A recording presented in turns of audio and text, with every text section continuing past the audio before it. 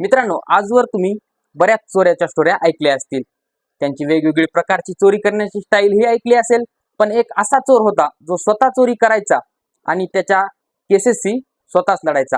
आता एवढं करूनही त्याचं समाधान झालं नव्हतं, म्हणून त्याने चक्क 2 महिने न्यायाधीश म्हणून न्यायालयात बसला. तरी पोलिसांना त्याचा पत्ता लागला नाही. आता त्या चोराचं नाव होतं धनीराम मित्तल, जो पेशाने वकील होता, पण चोरी करणं, सरकारी व्यवस्थेला लुबाडणं ही त्याची कामे होती. धनीरामने त्याच्या आयुष्यात बऱ्याच चोऱ्या केल्या, पण कधी तुरुंगात गेला नाही. आता कोण होता हा धनीराम आणि काय आहे त्याची इंटरेस्टिंग स्टोरी? तर चला मग पाहूया. नमस्कार, मी ओमकार आणि तुम्ही बघत आहात द व्हॉइस ऑफ ट्रूथ. 1939 साली हरियाणातील भिवानी गावात धनीरामचा जन्म झाला. धनीरामने ग्रॅज्युएशनचे शिक्षण घेतले, पण त्याला नोकरी मिळाली नाही. म्हणून तो एका आरटीओ ऑफिसच्या बाहेर